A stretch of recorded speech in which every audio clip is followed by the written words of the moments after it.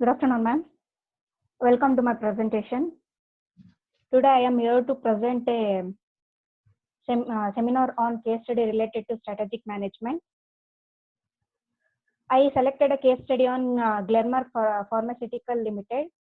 This case study is purely related to the strategies which is used by the Glenmark Pharmaceutical Limited to grow in the pharmacy industry. This is the case study, which is consisted of the 2 pages. About the Glenmark Pharmaceuticals Limited. It is a generic drug and active pharmaceutical ingredient means presently it is supplying to 190 high quality APIs to worldwide.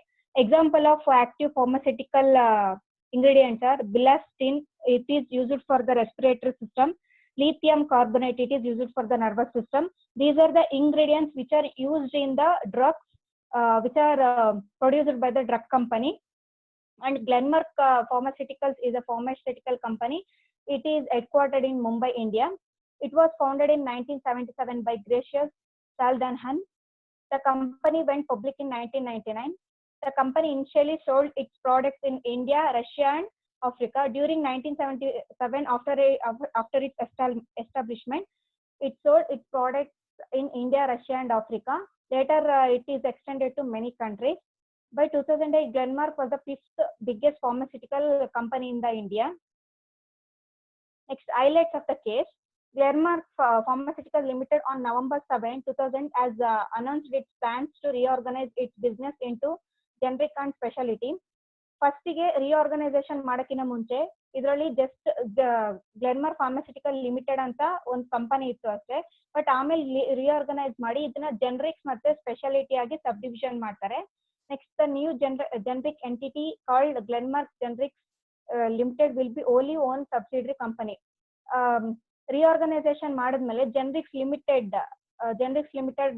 Glenmark generics limited ನ wholly owned subsidiary ಕಂಪನಿಯಾಗಿ ಮಾಡಬೇಕು ಅನ್ನೋದು ಅವ್ರ main intention ಆಯ್ತು. Next both the specialty and generic business have grown immensely. Specialities ಅಂದ್ರೆ high cost ಮತ್ತೆ high complexity biologicals that are injectables are used to treat complex diseases or rare diseases ಮತ್ತೆ complex diseases ಯಾವ್ಯಾವ ಇರ್ತಾವೋ ಅದಕ್ಕೆ high cost ಮತ್ತೆ high combinations ಇರೋ ಅಂತ drugs ನ ಯೂಸ್ ಮಾಡ್ಬೇಕಾಗುತ್ತೆ. ಅವನ್ನ ಸ್ಪೆಷಾಲಿಟೀಸ್ ಅಂತ ಹೇಳ್ತೀವಿ. ಅದಕ್ಕೆ ಕೆಲವೊಂದು ಎಕ್ಸಾಂಪಲ್ ಅಂದ್ರೆ ಶಾರ್ಟ್ ಬೋವೆಲ್ ಸಿಂಡ್ರೋಮ್, ಇದೊಂದು ಡಿಸೀಸ್, ಇದು ಒಂದು complex disease. Next Bowen disease, rare skin disease, ಇವೆಲ್ಲ ಅದಕ್ಕೂ ಸ್ಪೆಷಾಲಿಟಿ ಡ್ರಗ್ಸ್ ನ ಯೂಸ್ ಮಾಡ್ಬೇಕಾಗುತ್ತೆ. ಇದು ಇವರು ರಿಆರ್ಗನೈಸ್ ಮಾಡಿ ಎಸ್ಟಾಬ್ಲಿಷ್ ಮಾಡ್ಬೇಕು ಅನ್ಕೊಂಡಿರೋದು. ನೆಕ್ಸ್ಟ್ ಜನರಿಕ್ ಬಿಸ್ನೆಸ್ ಅಂದ್ರೆ it is also drugs which is going to produce by the Glenmark company.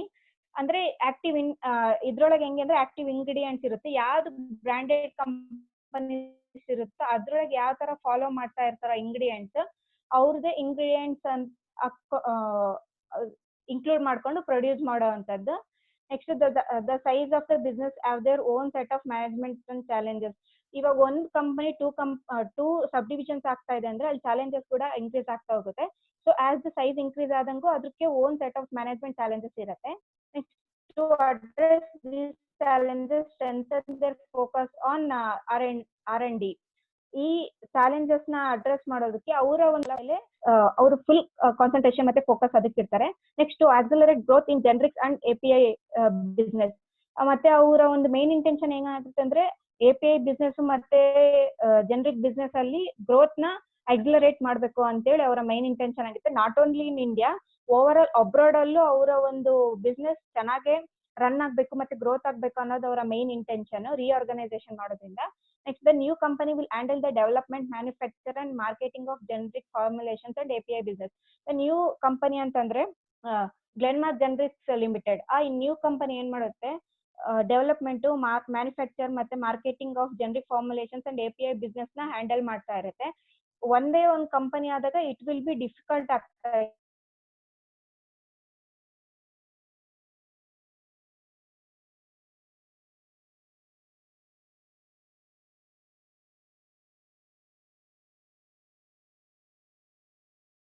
more than 170 generics on the US market, more than 70 generic dosages for the EU market. US market ಅಲ್ಲಿ global ಮತ್ತೆ integrated ಮತ್ತೆ API ಅಲ್ಲಿ ಅವ್ರು leader ಆಗ್ಬೇಕು ಅನ್ನೋದು ಅವರ intention. 170 ಜನರಿಕ್ಸ್ ಜೊತೆ ಅವ್ರು ಇಂಟಿಗ್ರೇಟ್ ಆಗ್ಬಿಟ್ಟು ಅವರ ಬಿಸ್ನೆಸ್ ನ ಗ್ರೋತ್ ಮಾಡ್ಕೋಬೇಕು ಅನ್ನೋದೊಂದು ಇವರ ಇಂಟೆನ್ಷನ್. ಮತ್ತೆ 70 ಜನರಿಕ್ ಡಾಸರೀಸ್ ಅಲ್ಲಿ ಯುರೋಪಿಯನ್ ಯೂನಿಯನ್ ಮಾರ್ಕೆಟ್ಸ್ ಅಲ್ಲೂ ಅವರ ಒಂದು ಗ್ರೋತ್ ನ ಇಂಪ್ರೂವ್ ಮಾಡ್ಕೋಬೇಕು ಅನ್ನೋದು ಇವರ main intention. Next build presence in Japan, South Africa and other ಜನಸ್ ನ ಜಪಾನ್ ಮತ್ತೆ ಸೌತ್ ಆಫ್ರಿಕಾ ಮತ್ತೆ ಫೇಮಸ್ ಜನರಿಕ್ ಮಾರ್ಕೆಟ್ಸ್ ಯಾವ್ದಾವ್ದು ಇರುತ್ತೋ ಅಲ್ಲಿ ಅವರ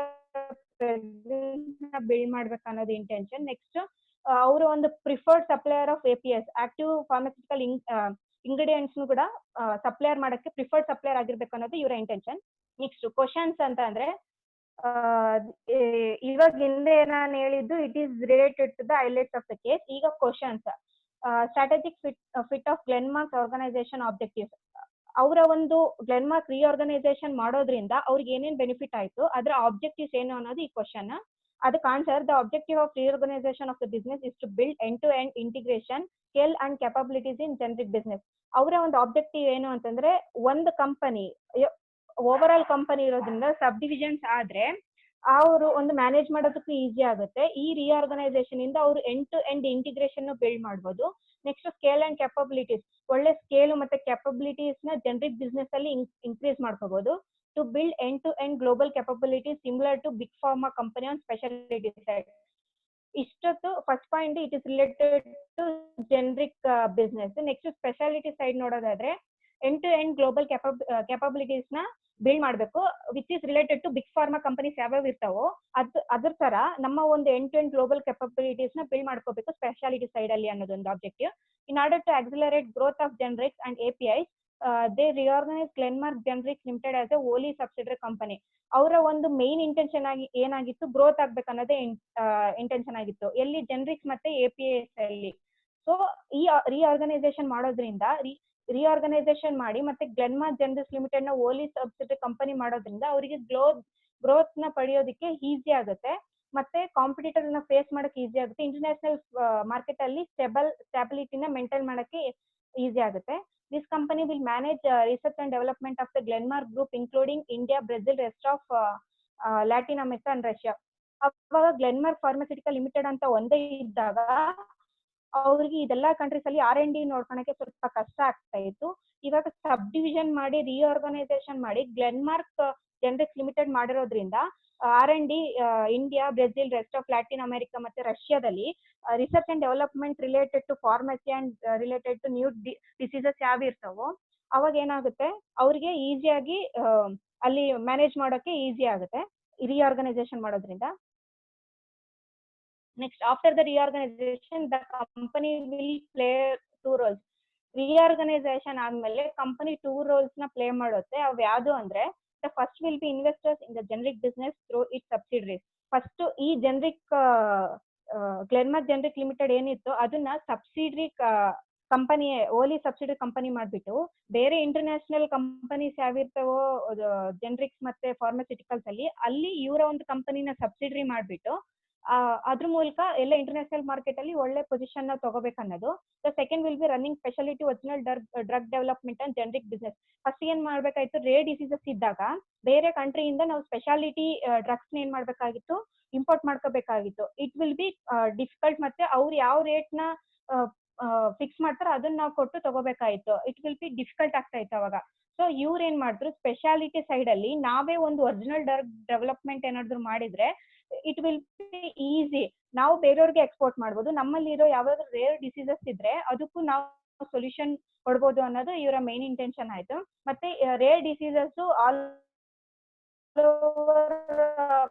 ವರ್ಲ್ಡ್ ಅಲ್ಲಿ ಎಲ್ಲೋ ರೇರ್ ಕೇಸಸ್ ಅಲ್ಲಿ ಕಾಣಿಸುತ್ತೆ. ಅದಕ್ಕೆ ಏನಾದ್ರು ನಾವು ಮೆಡಿಸಿನ್ಸ್ ಸಪ್ಲೈ ಮಾಡಿದ್ವಿ ಅಂದ್ರೆ the share prices and the position of the Glenmark will be increased in the global market. Next second question is the advantage of generic drug manufacture over innovative drug manufacture. Innovative drug manufacture ಅನ್ನೋದು one of the company, reputed company in the world. ಇದರಿಂದ advantage ಏನಾಯ್ತು ಅಂದ್ರೆ brand formulation of generic drug manufacturers over innovative drug manufacture. ಇಲ್ಲಿ generic drug manufacturers ಅವರು ತಮ್ಮದೇ ಒಂದು own brand ನ formulation ಟೈಮಲ್ಲಿ ಅವರ ಒಂದು ಪೇಟೆಂಟ್ ರೈಟ್ ಎಕ್ಸ್ಪೈರ್ ಆಗುತ್ತೆ. ಸೊ ಅವಾಗ ಏನಾಗುತ್ತೆ, ಗ್ಲೆನ್ಮಾರ್ಕ್ ಕಂಪನಿಯವ್ರಿಗೆ ಇನ್ನೋವೇಟರ್ ಕಂಪನಿಯವರು ಕಾಂಪಿಟೇಟರ್ ಆಗಿದ್ರು. ಅವ್ರ ಪೇಟೆಂಟ್ ರೈಟ್ ಏನಾದ್ರು ಎಕ್ಸ್ಪೈರ್ ಆದ್ರೆ they have to repurchase the patent right. ಅದಕ್ಕೆ ಒಂದ್ ಸ್ವಲ್ಪ ಟೈಮ್ ಹಿಡಿಯುತ್ತೆ. ಆ ಟೈಮಲ್ಲಿ ಇವ್ರೇನಾದ್ರು ಮಾರ್ಕೆಟ್ ಎಂಟ್ರಿ ಮಾಡ್ಬಿಟ್ಟು ಒಳ್ಳೆ ಪೊಸಿಷನ್ ಅಲ್ಲಿ ಸೇಲ್ ಮಾಡ್ತಾ ಹೋದ್ರೆ ಡ್ರಗ್ಸ್ನೆಲ್ಲ ಒಳ್ಳೆ ಏನಾದ್ರು ಫೀಡ್ಬ್ಯಾಕ್ ಬಂತು ಅಂತಂದ್ರೆ ಅವಾಗ ನಾವು ಕಾಂಪಿಟೇಟರ್ ಆಗಿರುವ innovative drug manufacturers over win ಆಗ್ಬೋದು ಅನ್ನೋದು ಒಂದು ಮೇನ್ ಅಡ್ವಾಂಟೇಜ್ ಇದ್ರಿಂದ. ಹೇಳೋದೇನಂದ್ರೆ presently entire world is depended on the pharmacy. ನಾವು ಪ್ರೆಸೆಂಟ್ ಆಗಿ ನೋಡ್ತೀವಿ COVID-19 ಸ್ಟಿಲ್ ಅದಕ್ಕಿನ್ನೂ ಮೆಡಿಸನ್ ಇಲ್ಲ. ಸೊ ಯಾವಾಗ್ಲಿದ್ರು ಫಾರ್ಮಸಿ ಕಂಪನೀಸ್ಗೆ ಒಳ್ಳೆ ರೆಪ್ಯುಟೇಷನ್ ಇದ್ದೇ ಇರುತ್ತೆ if they develop in a proper manner. ಮತ್ತೆ ಸ್ಪೆಷಾಲಿಟಿ ಸೈಡ್ ಅಲ್ಲಿ good name and it will bring good name and reputation for the Indian company and Glenmark Indian company, that is Glenmark Pharmaceutical Limited. Thank you.